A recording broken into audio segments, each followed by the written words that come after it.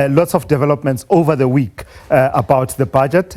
Part of it was about the court deciding that the steps that had been taken by Parliament would be set aside. So on Wednesday, the 21st of March, it will be take three for Finance Minister Enoch Godongwana in trying to table a national budget and getting it approved by Parliament. This year's budgetary process has faced unprecedented scrutiny and political pushback after the legal battle over the proposed VAT hike.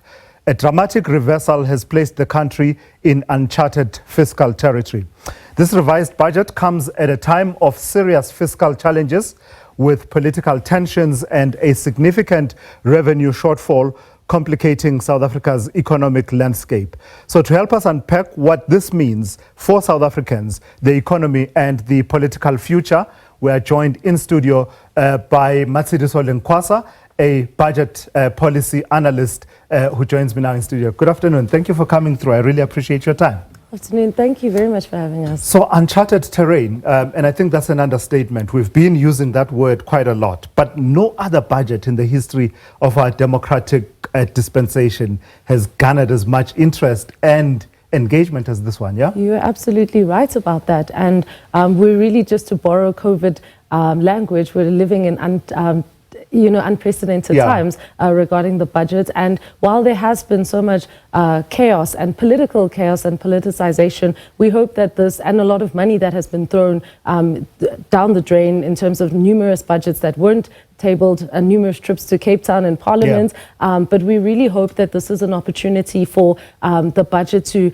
actually, for Treasury to have to make better informed decisions, because now we finally have public participation, so people in the country actually care about their money and where it's going, and they have opinions and they've voiced out their opinions, and we hope that that can actually help Treasury and the Finance Minister to make a better informed and table a budget that actually works for people in our country. So some good has in a way come in by way of the levels of public engagement with these budgetary processes.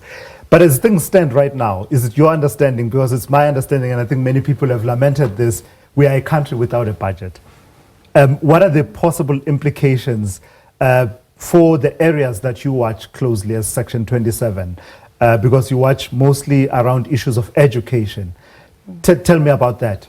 Sure. So, I mean, yes, it is true that it is still unsettling, because we never know which direction this chaos can be an opportunity, but it can also be a risk. And one of the issues that we've been facing is that over the past few years, there have been cuts to education services, healthcare services, just frontline services, in a bid for debt stabilization, for example. And so with this budget, on the one hand, we welcomed the increases that were going towards education and health, because finally we're going, there's a course correction and a charting a different path from like budget cuts, which have resulted in not enough doctors, teachers or nurses that are in the public sector.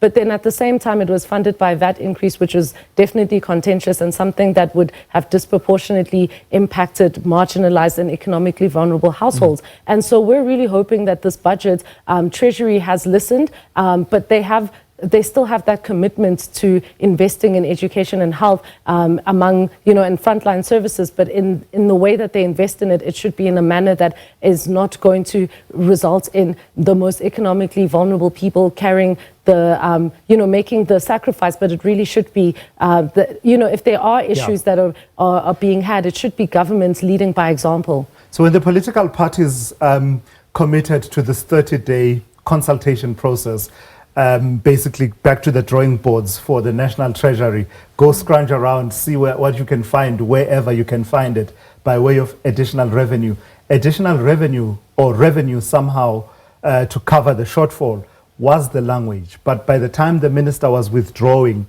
the instruments that he had already tabled, the appropriation bill, the division of revenue and the fiscal framework, etc., by the time all of that fell apart, the language seemed to be shifting a little bit towards expenditure review. Are you worried when you hear that, given the context you just painted? Absolutely, and you're right. I think that's a really important point, is that for a long time there was a conversation around alternatives to revenue. It wasn't the idea that the most marginalized people who use public services need to suffer, and now there's been a change in that. And we really do question that, both at Section 27 and in the Budget Justice Coalition that we form part of. We question that because they're throwing around the 75 billion shortfall, right? And that is over the next 3 years. But if you look at the contention that has been around this budget, it has been around the 0.5% VAT increase, which would have raised the revenue of 11.5 billion after accounting for zero rating of essential goods and services.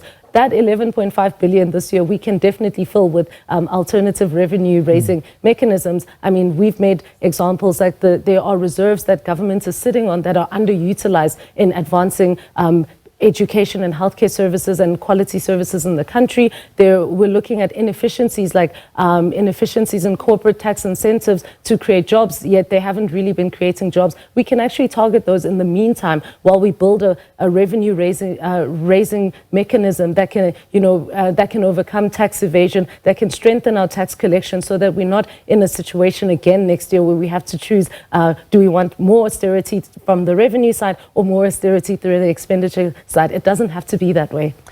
So by the time we were talking, and I believe you guys took part in the consultation processes, right? This was when the bills were being processed in Parliament. What came out of that was a budget that was tabled by the minister, I think it was the 12th of March. And I heard some commentary that said, yes, we dislike the VAT increase. There's a lot we dislike, but there's a lot that was progressive in that. So, for instance, the issues around filling of teacher posts, doctors' posts. How do we ensure that in the renewed conversation ahead of the 21st of May, those little gains are not lost? Absolutely. I think that's another really important point, is that while this time the revenue side was contentious because of the VAT increase, the expenditure side was largely welcomed by civil society and by people, people who use public services. The idea that we can overcome overcrowding in public services is a positive. And I think we will continue as civil society to continue to propose the alternatives, to make a case for it. We'll continue to make a case for public participation so that the public voice can be foregrounded in the budget that gets tabled. But at the same time, the ball is in National Treasury's courts and in the Finance Minister's court to deliver a budget that actually serves the people. Because in the event that it doesn't, what happens then? It gets rejected in Parliament. Then we have to go back to Budget 4.0. We can't keep doing this. And I think right now is an opportunity for Finance Minister to course correct. I mean, in the same way that him and National Treasury have listened to the people and reversed on a VAT increase, which is also quite unprecedented to see a Finance Minister reversing a VAT increase. I think they should go all the way and really listen to the people this time, or else it's going to be another expensive exercise and really politicizing at the expense of people in our country. Yeah, there's definitely a sense that we need to move beyond this obstacle at some point. Thank you for coming through and spending some time with me in studio. That's Matsidiso Lenkwasa, who is a budget policy analyst and researcher at Section 27. We've been discussing the budget. We're headed for take 3 for the Finance Minister on the 21st of May.